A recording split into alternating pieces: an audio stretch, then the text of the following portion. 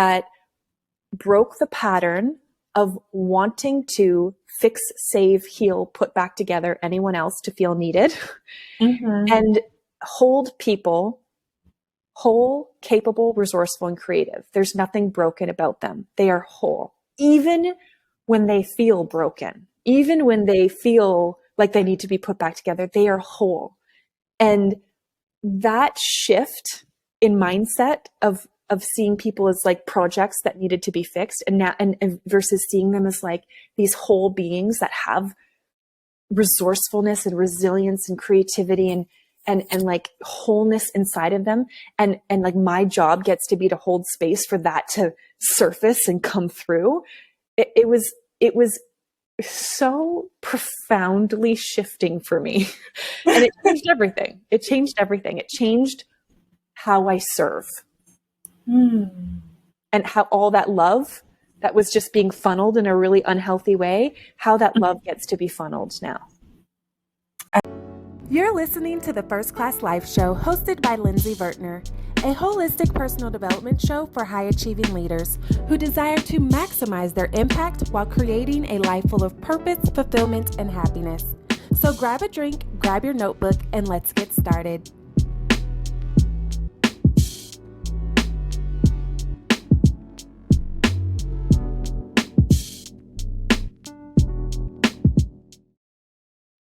Hey, First Class family. Welcome back to another episode of the First Class Life Show. I am your host, Lindsey Vertner, and I'm super excited. I'm so excited that I can't even get my words straight together. Okay, but you know, we don't do redos and outtakes because mess happens in life, and it's all about how you pick up and keep going. And so y'all gonna get those messed up words and all. And we're going to continue on with the show. My name is Lindsey Vertner, and I'm super excited to be here with yet another amazing guest to share gems and lessons and overcoming obstacles and all the things that helps us to be the impactful leaders that we are. And make sure that you subscribe, comment, share, like, love, do all of the things, because sharing is caring, okay? So if you hear a good gem, which I know you will, or you have an insight, you have an aha moment, share it on social media, leave a comment, be sure to tag us, okay? Because we want to celebrate in that moment with you. And you never know who's going to need that on your feed as well. Because believe it or not everybody knows about the First Class Life Show, but that's okay, because that's why we're in this together, all right? So without further ado, you know how we like to just hop right into the conversation, because I know you could be doing anything else in the world, but you are here spending your time with us. And so let's get right into it. Today, we have the beautiful Taryn Watts with us, and I'm super excited. She is tuning in all the way from Ottawa, Canada. So we got some international gems that's going to be shared with us today. But here's the thing. We might be international, but we all struggle from some of the same things, and I'm sure y'all will find that out. So, anywho, hey Taryn, how are you, girl? Lindsey, I just gotta say, your energy is contagious. Your energy is like vibrating through my being. So thank you for being such an energized, excited host. Why, thank you. And thank you for showing up. I mean, the little conversation we had before we hit record, like, you know, I feed off of you, we feed off of each other. It's great, girlfriend. Yeah.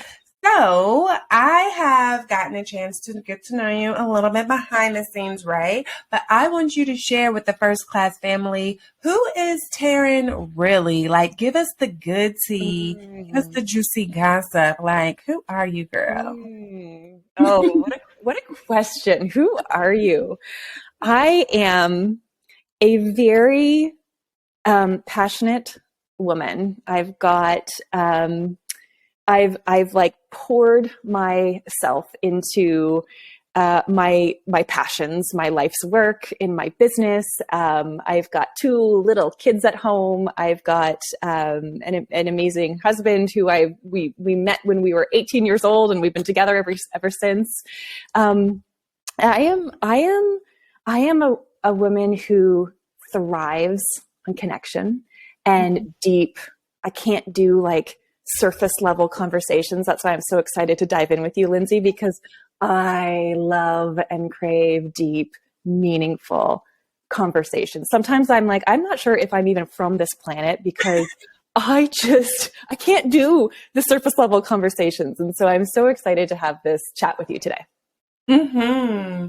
So tell us a little bit about where you come from. Who kind of molded you into who you are today? What a great question.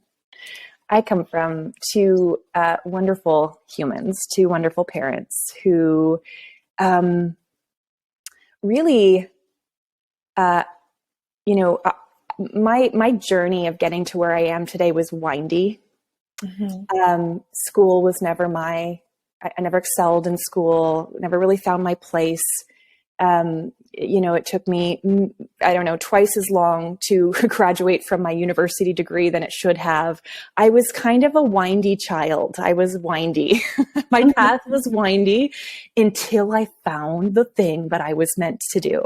And God loved my parents, trying to like nudge me back on the path but like loving me in all of my windiness and all of my uncertainty, and really modeling for me like what that unconditional love is, so that I can like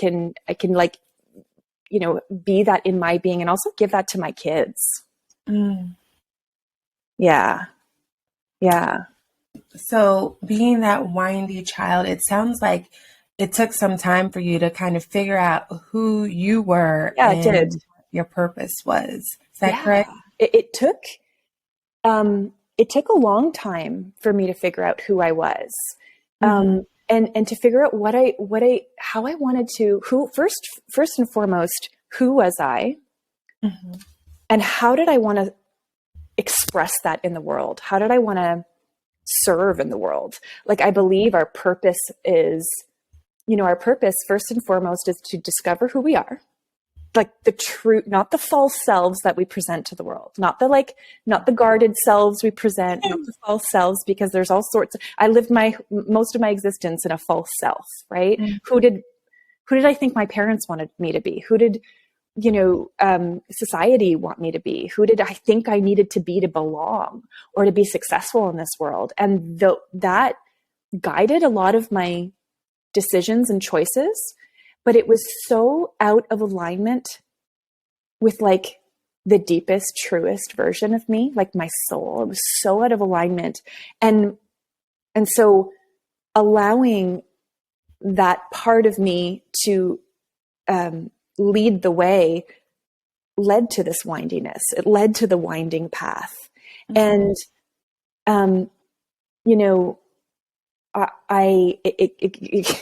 I believe so. Oprah's got this great quote. I'm not sure if it was Oprah who coined it, but she repeats it, and I hear her words in my head. But she says that life first speaks to us in whispers, and if we don't hear the whispers, it becomes more of a scream. And if we don't pay attention to the screaming, then something might happen in our lives that like kind of whacks us on the head. And if we don't listen to that, then the whole all the walls come down, and it's like life speaks to us in louder and louder and louder ways. And that was truly my lived experience, is that it's like life was like, no, stop winding, stop living from this place of out of alignment with who you really are, and find yourself. And so that was my journey. Looking for amazing products to help boost your first-class lifestyle? Then head over to firstclasslifeshop.com, where you can treat yourself to personal development books and workbooks, lifestyle affirmation cards, adult coloring books, mugs, notebooks, hoodies, t-shirts, leggings, and more. All products were designed to help you master your mindset, walk in your purpose, and live your first-class life, because you deserve it. So treat yourself today at firstclasslifeshop.com. Again, that's firstclasslifeshop.com. Now, I want to dive deeper into that, because, this show is all about helping leaders to maximize their impact, right? And create their first class life full of purpose, fulfillment, and happiness, not only for themselves, but because it's a ripple effect. When you're creating your first class life, everyone connected to you is also positively impacted. And so I often hear, sometimes when people don't have official titles of, what one might call a leader, whether at work or in the community or things like that, they might not feel like they're a leader or think that they're a leader. But I'm of the firm belief, like every single person is a leader in your own respect and regard, whether that's leader at home or at your church or in your community or for your family, outside of the title or not. And so I know that it can be hard when we're living up to the expectations of other people. So how would you define, what are some of the signs that one is living for other people themselves? What a great question. I want to answer that question in two parts, because I know the signs now, but I'm not sure back then I would have known that those were signs. But what I know now is that there is so much chatter. Our minds are so busy. There is so much chatter happening inside of our minds. And our minds can convince us that that's good, that's bad. Our minds can convince us of anything we want to believe. But our bodies never lie. And when I tap into my body and where our emotions reside in the body, my body will tell me if I'm on the track. I call it like the path, our path, or if I'm on the detoured route in the bushes. And when I'm on the detoured route in the bushes, I feel, first and foremost, I feel resistant. I feel I'm carrying stress. I'm carrying overwhelm. I'm carrying anxiety. I'm carrying all sorts of things. I'm not mindful. I'm not intentional. It's like there's lots of stuff going on. And that is my first cue. That is my first sign that I'm on the detoured route. And how that shows up in my life, because I think first it shows up in our bodies, and then it presents itself in our life. I'm rushing from place to place. I'm not being mindful. I'm rushed in my conversations with my loved ones. I'm perhaps even in conflict, or my boundaries have dropped, or life is just not going well. Things are just not going well. And that's like, it would say like the first, however many years of my life, like I just camped out on the detoured route. I was just like, I set up a tent there, and that's just where I lived. Right. There was just this complete disconnect with who I really am. Now, what I know to be true is that when I'm on the path, it feels it might not be easy, but it feels like in the deepest place inside of you that knows that this is your path, that these are your next best steps, that, that you feel powerful and empowered and hopeful and joy, and maybe not all those things all at once, but you feel solid and good in your body, in your knowing. And the more we can cultivate, like an appreciation and a trust for that part of ourselves, like that part of ourselves is guiding us. Like that part of ourselves is guiding our steps forward. And the more we can orient inward, like turn inward, and like quiet down the noise of all the shoulds and all the expectations and all the crap happening outside of us, and the noise, because it's so freaking noisy, right? And the more we can orient inward and focus on like the deepest, most still, wise place inside of each and every one of us that knows the way, and that knows something our conscious minds might not know yet. Like the more we can trust that voice, the more of a life of alignment we can live. Does that make sense? Yeah, that makes me think about, I don't know if you've ever heard this before, but have you ever been like out to eat with yourself or to the movies by yourself or anything like Yes. that? Because I think it was maybe a post on social media where somebody had posted, like they took a picture of somebody eating by themselves or something and was like, oh my gosh, I would never, or something like that. In efforts, thinking that people would be on their side, but it kind of backfired. I'm sure that would backfire. And then it made me think about like, no, people really do struggle with going to the movies by themselves or going out to eat by themselves or doing anything by themselves.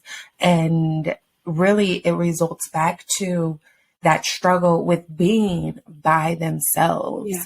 And with their own thoughts, because they're so used to having so many voices in their head or voices around them, you know, to keep them from finding them own selves and listening to their own selves for whatever reason. Maybe it's a fear of what they will have to face whenever they are quiet with themselves, or maybe it's a fear of the unknown when they have to sit with themselves, or maybe they've just been surrounded by chaos of some sort for so long that now they're comfortable in that chaos, and being by themselves and being in a quiet space makes them uncomfortable because they're not used to that for whatever reason. And so that's what popped in my head as you were saying that essentially we have to get used to hearing our own voice and drowning out the voices of everybody else, because when it comes down to it, you wake up with you, you go to sleep with you, you were born with you, and you will die with you. Like no one else can walk in your shoes day after day. Even if somebody has been through a season with you, like they still were in their perspective and their experiences and their backgrounds and things like that. No one else will have the unique experience that you have. And so there will never be another you. And you have to figure out like, okay, what do I say? Yeah. What do I know? What do I believe? Like beyond what everyone else believes or thinks, or what's my truth? What do I value? What's important to me? What do I want for my life? That was like my big question of, I did the university thing. That's what we do in Canada, is university or college. I did the university thing. Right out of school, I got a great job with a crown corporation, a government organization. And I stayed there for almost a decade knowing that I didn't fit here. But it was excellent on paper. We had pension and benefits and, all the things. And my parents were so happy to finally get me somewhere. We're like, oh God, she's okay now. Okay. But I didn't fit. It wasn't for me. It wasn't, and there was this like inner torment inside of, this is like, there's no self-expression here. I can't be who I really am here. First of all, I don't even know who the hell I really am, but I know this isn't it. Like, this isn't it. And I think that silence, being with yourself, for me, meditation and journaling and coaching. I mean, having someone hold space for me to ask questions about, what do I want and what do I believe? It's almost like layers of an onion, right? It's not overnight. It's actually very slow. And like all good things are, like it's slow and organic and it's real and it's layer after layer after layer. And I believe that, the most authentic version of ourselves is ever evolving and ever changing. And so even though I am a woman today that knows who she is inside and out, that version of me is also changing. And so I'm always in the inquiry, what's important to me now? And that might not have been important to me last year. I think we are ever evolving, changing beings. And if we're not changing, we're actually going backwards. We're constantly growing and evolving. And so asking ourselves, who am I? What matters? How do I want to fully express in the world? What do I want to feel? Like, these are all such important questions that we could ask ourselves daily. Yeah, I love that. And it made me think of two questions to ask you right now. Yeah. One, what would you say are some tips or some advice to help someone start to quiet the noise and really get in tune with themselves?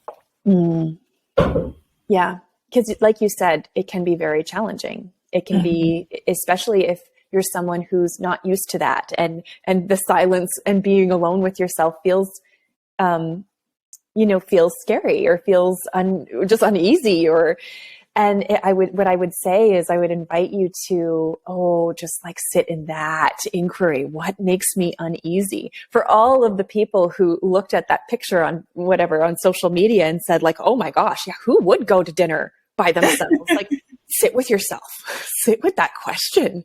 What makes me uncomfortable about being alone with myself? And maybe like do it in baby steps. Maybe my most powerful outlet is journaling. I journal every day. And what it does is it helps me to sit with myself. It helps me to live what I call like this deeply examined life, that I think sitting with yourself, reflecting on, asking yourself powerful questions, and things might not come right away. Like, answers might not come right away, but maybe it's 5 minutes a day you're sitting with yourself, and then maybe that becomes 10 minutes a day. And then I crave time with myself. I crave it because you remember you asked me the question, how do you know when you're off? Like, you asked me, how do you know when you're living off on the detoured route? Or you asked me something to that effect. Yes. One way I know I'm on the detoured route, and it happens, like sometimes during my day I get flustered or I get out of alignment. One way I know I'm on the detoured route is when I start seeking advice outside of me.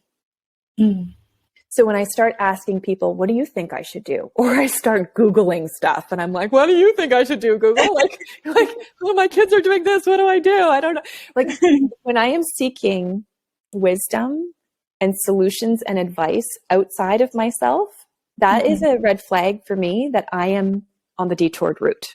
Because when I'm in alignment and when I'm being with myself and sitting with myself, my deepest wisdom and my deepest solutions and my deepest knowing lives in here. I am like my deepest, wisest friend. And when I'm quiet with myself, I can access that wisdom. When I am not giving myself time to do that, I can't. I don't have access to. I can't hear it. It's always there. It's that little voice inside is always there. It's, are you giving it enough airtime? Are you giving it an opportunity? Are you breathing life into it? And so these moments of silence and reflection and journaling or meditating or coaching even are you're carving out space to give that little voice inside more airtime. And the more airtime you give it, the louder and louder and louder she becomes. Hey, I know it can be exhausting, blazing the trail and creating a legacy. And you're at the point in your life where you desire peace and rest. You want to enjoy both the physical freedom and financial freedom to live life on your terms. You understand the importance of prioritizing your self-care. And you know that you're worthy of transformational experiences surrounded by other high-achieving, goal-oriented women just like you. That's why you deserve to be treated like VIP at the First Class Life Luxury Self-Care Retreat for Women. You deserve to show up and just be you.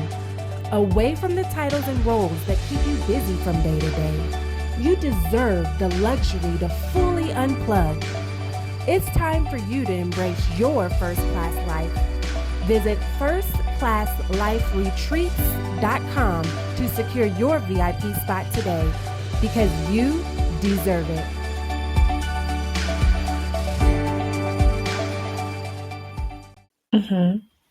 That makes me think of a question, because you know how they say, two heads are better than one, but then they also say too many chefs in the kitchen kills the pot, right? So how do you tell the difference between whenever you genuinely are seeking that counsel to develop your ideal or your thoughts, or, add to the wisdom, versus whenever you are just on the search pulling too many chefs? So how do you tell the difference between that needed counsel versus I'm just all over the place taking advice from anyone? Ooh, such a rich question. Because you're right. Yes, the deepest wisdom is inside of us, but we need each other. And, we need other people's perspectives, and we need other people's offerings, and we need other people's, we need to be inspired by other people. That creates these aha moments and these moments of insight inside of us. So my personal answer to that question is, when I'm on that detoured route, I'm just going to keep playing with that analogy because it feels right. But when I'm on that detoured route, I'm desperately searching for something outside of me to fix something. And it's this energy of desperation. Tell me I'm good, or tell me it's okay. Or it's not an aligned, solid energy. And so that's a signal that I'm on the detoured route, and I'm not seeing life clearly. I can't see one foot in front of the other here. And so when I'm in a place of alignment and I'm feeling good and empowered inside, and I've kind of almost come back home to myself, and it's then that little voice of wisdom inside might say, go talk to a therapist about this, or go find a coach about that, or go look at this book. Or but it's coming from this place of solidness and of curiosity, and not desperation. Oh, okay. Does that make sense? Yeah. Definitely. I gotta have it. I gotta I gotta know. I gotta fix it. I got a solution. I gotta put it back together. And that's an energy of I just feel like, nothing good comes from that energy, right? And so coming back home to yourself, and again, the ways I do that are, just even expressing how I'm feeling, or journaling, or meditating, or going for even a walk, to just come back to kind of a reset. And then I can see clearly what's the path forward. Sometimes the path forward is to go seek guidance and counsel outside of myself, or go get a new perspective, or go seek counsel from a trusted friend who can not project all of their stuff onto me and can actually truly hear me. Right. That's what I would say. I like that. The desperation versus the curiosity. Yeah. And even whenever you answered it, you could feel the different energies, right? And the desperation versus I think I should see a therapist about this. Yeah. Or I think I should see a coach or read a book. That's right. I like that. Yes. Yeah. And so, we're talking about this need to feel different things. And I noticed that you mentioned you felt like you had to fix people and, feel needed and all of those things. Tell us a little bit about that journey, as far as, was that part of trying to live up to those expectations, feeling the need to be needed? Great question. You have such good questions, Lindsey. Oh my Lordy. I do. I love it. You're making me go so deep here, which I love. So I think that my nature, my makeup, my DNA, my being, I have so much love in my heart for humans. And part of what fills me up is being of service to others and creating impact in other people's lives and just making a difference. And when I was living from a place of complete misalignment myself, that love and that energy was being funneled into unhealthy directions. It was being funneled into codependent relationships. wanting to fix, save, heal, put back together. And yes, it was it created these unhealthy dynamics in my relationships. And, it actually, that dynamic actually led to like a pretty massive breakdown in my life where, it was actually like a line in the sand moment where all of my relationships came crumbling down in like one dramatic event. And I realized that all of this chaos is happening all around me.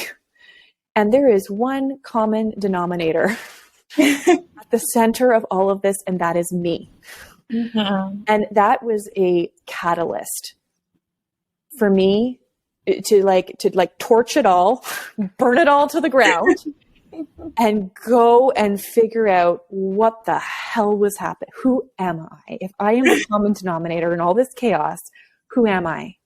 And that was like a personal, like a truly like breakdown, breakthrough time of my life. And I went on this great healing journey of discovering if I'm not all these things, who am I? And really examining myself and being with myself and sitting with myself and feeling my emotions and healing and working with coaches and therapists and healing practitioners and doing the work that I needed to do to really discover who I was. And that discovery led me to coaching, like becoming a coach. And I remember my very first day of coach training, my instructor saying, coaching is not about advice giving. Coaching is not, that's the first thing she said. And I said, oh shoot. Like I was about to say something else there, but it was like, oh shit moment. I was like, well, I have so much advice to give. Like I've now lived through this major transformative experience. I have so much to impart on people. And I was like, if coaching is not about advice giving, then like, what are people going to pay me for then? Like, what am I doing here? And I learned that coaching is not about advice giving. Coaching is about holding just like beautiful space for another human to discover their own truth, to discover their own wisdom, to discover their own advice. And it was that shift for me, Lindsey, that broke the pattern of wanting to fix, save, heal, put back together anyone else to feel needed, and hold people whole, capable, resourceful, and creative. There's nothing broken about them. They are whole, even when they feel broken, even when they feel like they need to be put back together, they are whole. And that shift in mindset of seeing people as like projects that needed to be fixed and versus seeing them as like these whole beings that have resourcefulness and resilience and creativity and like wholeness inside of them. And like my job gets to be to hold space for that to surface and come through.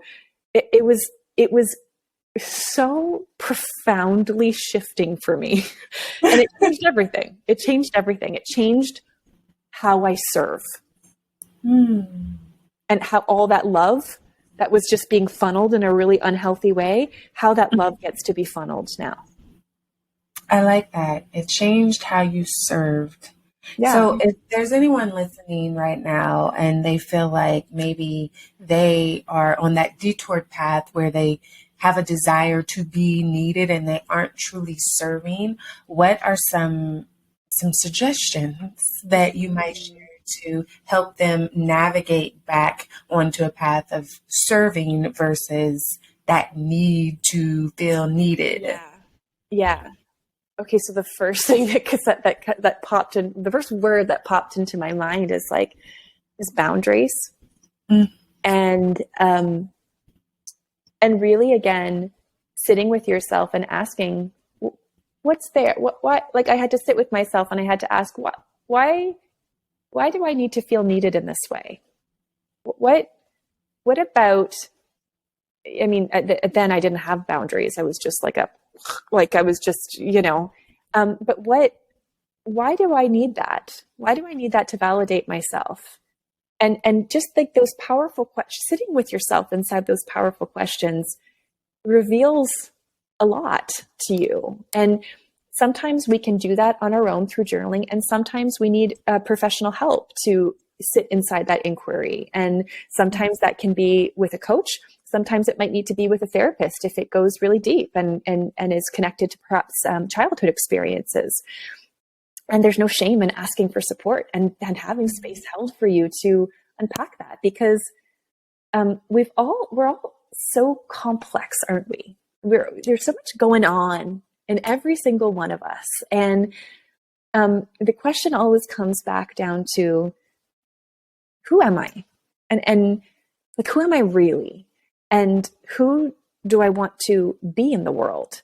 And how do I want to funnel that being in the world? If it's through service, like, what does that look like that also fills me up in a healthy, boundaried, plentiful way?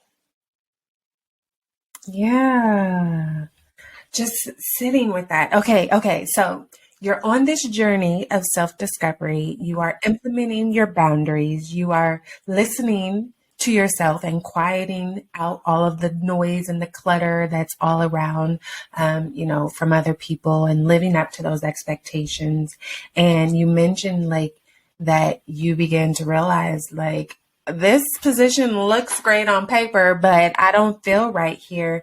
And I know that oftentimes, especially for those that, whether they're desiring to be an entrepreneur or not, even just desiring to switch companies or positions or things like that sometimes it can be a real struggle to leave the comfortable or to leave the perceived great thing that everybody's like, oh my gosh, that is amazing. Why would you ever want to leave such a space, right? But like you said, it wasn't a good fit. So how did you build up the courage? Because I'm sure it was fearful to leave that space, but how did you build up the courage to walk away from what didn't fit for you, although from the outside looking in, it appeared to be like the perfect thing, perfect in quotes, right? How did you build that courage? Oh, yes. Another wonderful question.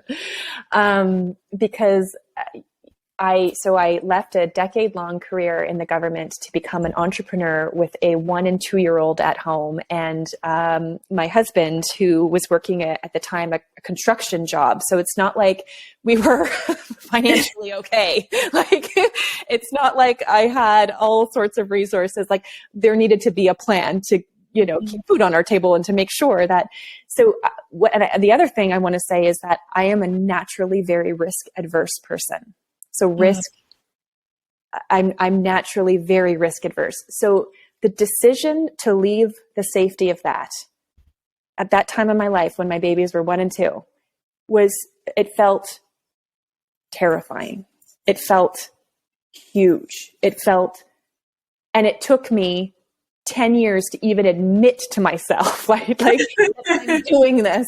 And it actually wasn't until, I went back to work after my second child was born, my daughter was born, where I just, the fire inside of me, the fire inside to do what I truly wanted to do was strong enough to say, like, if my babies are now going to be at home, with the nanny that like 85% of my paycheck is going to anyway, like and I'm sitting in this meeting room where I'm just like, I'm not engaged. I'm not here.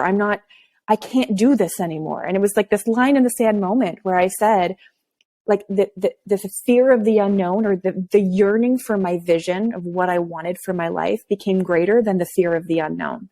And what supported me, and it wasn't like I quit that day. That's not how it worked, because again, I needed to build my business up to a point where I could match my corporate income and leave safely.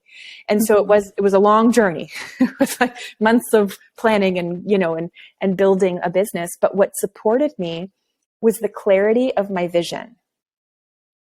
And I know a lot of your listeners are very goal oriented and like action oriented humans. And I think, and to this day, I still have a vision statement.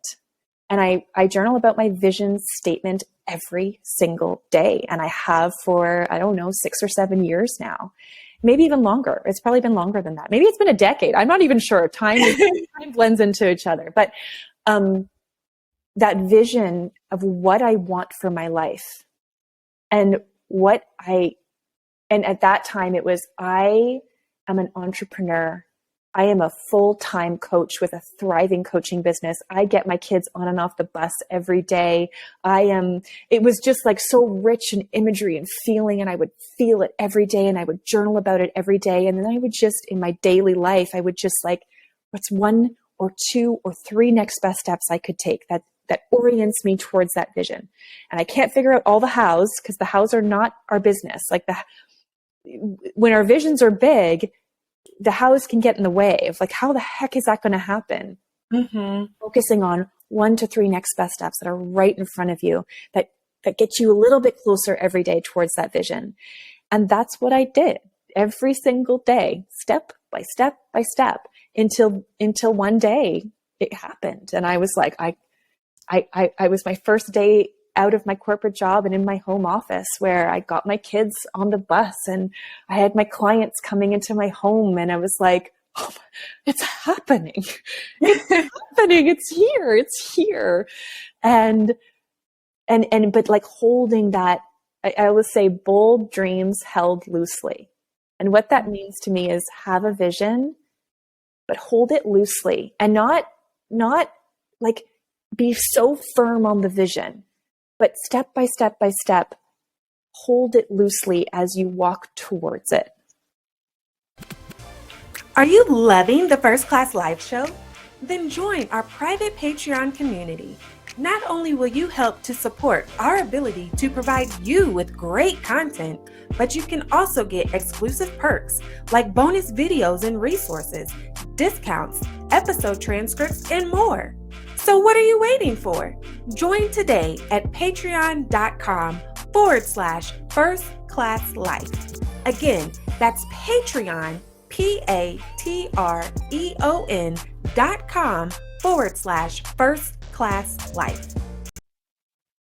Yeah. I love that, because sometimes we can get so inflexible and so strict. We can. On the house. Yes. This is what I want. This is how it has to look. And then when life's and it doesn't show up like that, then our whole world crumbles. And so having a hold on the vision, but holding it loosely, because it might not show up the way that you think it's coming from. Right. And when we grip something, we lose the co-creative magic of life. Mm-hmm. You know, when we're figuring out all the hows and we're like, it has to be this job or this time frame or this house or this relationship or this thing. It's like you constrict. That's when I know I'm on the detour route, when I'm constricting it. The vision starting to feel hard and constricting. But when we hold this vision and we actually open ourselves up to the possibilities of the hows. How could this happen? I don't know how it's going to happen. All I can see on this path is 1 to 3 steps ahead of me. And if I'm taking those 1 to 3 steps, I'm going to trust that the path is going to keep unfolding and life will reveal itself to me. Yeah, that is great, because, there's a quote by Dr. Martin Luther King Jr. that says, you don't have to see the whole staircase to take the first step. And that is so true. And, so I do believe in God, and, there's also that action of like, all right, sometimes we can get, for those that have the same belief, we can be like, God, like, what do you want me to do? Just give me the plan. Yeah. And it's like, well, first you got to do one thing. You got to take the first step, and then the next step will be revealed to you as you go. Yeah. But if you don't even take action initially, then how can you expect life to unfold? How can you expect me to reveal the next thing when you haven't done the first thing? And sometimes we get caught up in that as well. So, girl, I love it. I think that this would be a great time to just pause the conversation and play a little game. Okay. Are you up for a game? Yeah. Let me pull up my phone here. So this game is called First Class Favorites. Okay. And it's very easy. All you have to do is fill in the blank. I'm going to say, what is your favorite? Insert the blank here. And okay. Sound good? Okay. Okay. Here's the twist. You got to answer in 10 seconds or less. Oh my goodness. Okay. Mm-hmm. And if you miss the buzzer, then you have to think of a consequence. Okay. Mm-hmm. But don't feel bad that you're thinking of a consequence for everyone. Myself, yourself, all the First Class family that's tuned in right now. Because it's a matter of perspective, right? Right. What may be a positive consequence to you is a negative consequence to me, or vice versa. So what will be the consequence if you miss the buzzer? And it can be whatever. It can be you have to compliment a stranger, or you have to give a compliment to somebody you don't like, or you have to do 10 push-ups, or you got to take a shot of tequila, or like literally whatever you want it to be. Okay, and the listeners have to reflect on the same thing. Is that or have the same consequence, or is it just my consequence? Yeah. No, it's for all of us. For all of us. Okay, so I'm going to build on our conversation. The consequence is going to be, if I don't get this in 10 seconds, my consequence is I'm going to spend 20 minutes journaling after this session to reflect on what held me back from really answering that question. Okay. So that's my consequence. So if I don't get this, then the listeners spend 20 minutes journaling on maybe a question that comes up for them, but just a deeper self-reflection. What held me back from just saying what was on my heart in the first moment? Because it's probably going to be just something that I don't know, is that silly? Is that dumb? Am I saying the wrong thing? That's probably what my mind is going to do if I don't answer it on time. What held you back? Okay. Got it. Okay. Yes. And so for the journal lovers out there, that's music to your ears. For those that hate writing, push through. You can do it. All right. So we'll start with something easy. What is your favorite food specifically? Tortellini. Oh, see, look. With benchmel sauce. There we go. You said what tortellini with what sauce? Tortellini with rosé benchmel sauce. You got that in 1 second. Yeah, there we go. Food. Yeah. I know food. Okay, next one. I don't know if y'all have an answer, because not everybody watches. What's your favorite cartoon? Go. Oh, damn it. Oh.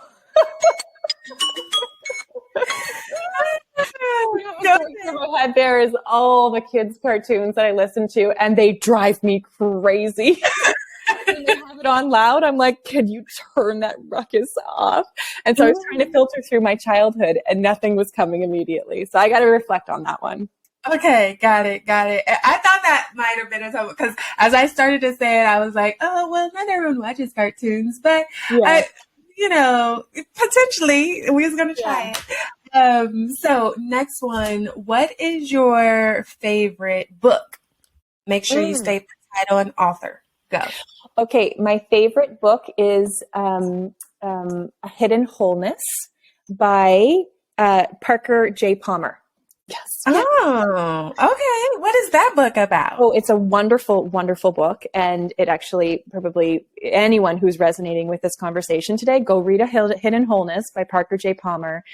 He talks about that hidden voice inside and how to orient yourself towards that voice. Nice. So we did favorite food. What's your favorite drink? Can't say water. Go. Okay, red wine, Cabernet Sauvignon. Delicious. From California. Is that a dry wine? It's a rich, bodyful. I wouldn't call it dry. It's very flavorful. So it's a rich red from California. It's it's just yummy. It's just delicious. Yeah. Okay. I like sweet wine. The sweeter, the better. Okay. What is your favorite place to travel specifically? Go. Ooh. My favorite place in the whole wide world is Maui. And we're actually going there in 9 days.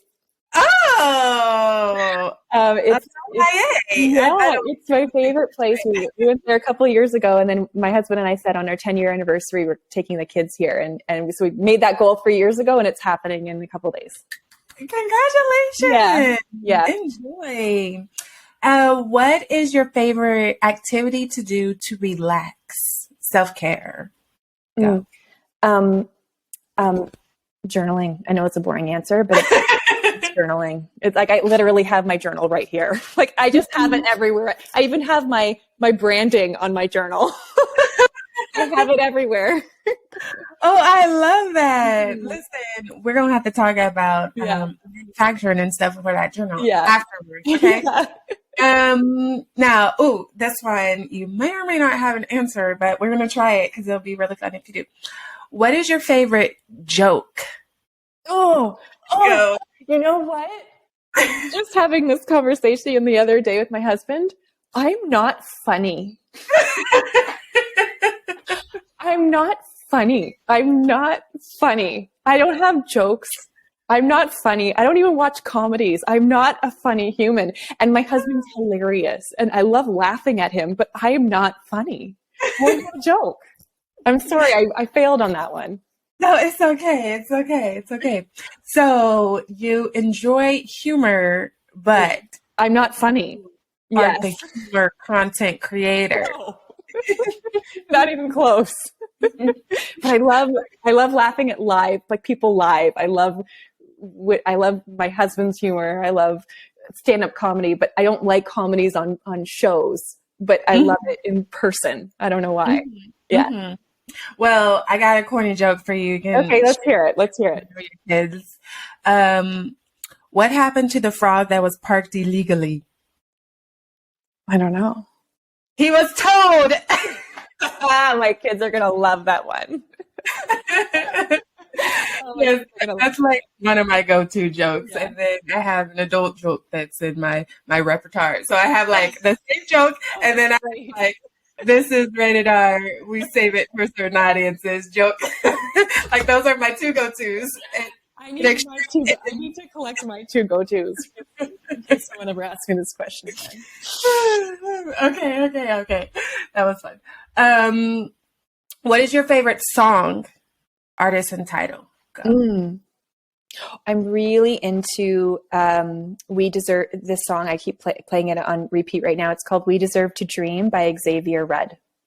Okay. We Deserve to Dream by Xavier Rudd. R-U-D-D, I believe. Yeah. Rudd. R-U-D-D, not red. I definitely did R-E. Yeah. Got it. Okay. Well, thank you for playing First Class Favorites. I love it. And listen, for everyone, First Class family, you may or may not be aware, but make sure you join our private Patreon community because Oprah has her list of favorite things and so do we, because why not? This is our First Class Favorite Things list where you can find our reading list, our song playlist, our favorite places to travel because we're all about being cultured, and because we prioritize self-care, our favorite list of relaxing activities, uniquely curated by all of our phenomenal guests. But to get access to that First Class Favorite Things list, you got to be a member of our private Patreon community. So click the link and make sure you sign up for access to the list and a lot of other bonus resources like bonus videos, transcripts, and so much more. So with that said, thanks for playing First Class Favorite Things, Taryn. My pleasure. Thanks for asking me. Now let's get back into this conversation. So, First Class family, you may or may not be aware that First Class Life is actually an acronym that stands for all of the key characteristics and skills that you want to embody into your lifestyle to be able to create a first class life full of purpose, fulfillment, and happiness. And if you want to know what that acronym stands for, then you can do one of two things. First, you can either go back and listen to the very first episode of the First Class Life show where I break down each of them, or you could head to firstclasslifeshop.com and purchase the book, First Class Life, 10 Key Factors to Create a Life Full of Purpose, Fulfillment, and Happiness, okay? Meanwhile, we're going to ask the lovely, lovely Taryn Watts, which key factor do you feel that you resonate with the most? So I resonate with all, but the one that made me go, ooh, in my heart was number one, which is faithful. And why'd you pick that one? I think that for me, faith in something larger than myself, faith in the unfoldment, faith in God, life, whatever you want to call it, just faith in myself, faith in that voice inside, faith in like it's everything. It's everything. Yeah. Oh, I love it. And that's why it's the first, like all by design. It is number one in first class life, being faithful, not only in your belief that there is something bigger than you, despite what your spiritual beliefs may be, but also faithful in who you are as a person. Yeah. That means you're the same on Monday as you are on Wednesday and Saturday and Sunday. And I don't mean that in a we don't evolve type of way, but I mean that in like people can know what to expect from you. Yeah. So like you're reliable in a sense, and not in a way that you are a people pleaser or you're being a pushover or things like that and easily stepped on. But no, you do the things that you say you're going to do. You show up consistently in your skills, your talents, all of the things, whether that has to be a 2 or a 10, because we can't operate at a 10 day in and day out. But either way, whether you are walking at a 2 or a 10, you are still being who you are truly. Confidently, and flaws and all, you're showing up as you instead of trying to pretend to be this other thing. Yeah. So I love it. Faithful. Yes. And shockingly, I thought my guess for you was going to be reflective. I know it was between those two. It was, but what made me say faithful was, yes, I'm deeply reflective, but I reflect to connect. And so it's like I'm being reflective to connect. And that's what faithful means to me, is like just deeply connecting to myself so that I can present that self to the world. Sweet. I love it. So with your faithfulness and all of your reflecting on your journey of finding out who you are, please share with us, like, how do you impact the world today as a leader?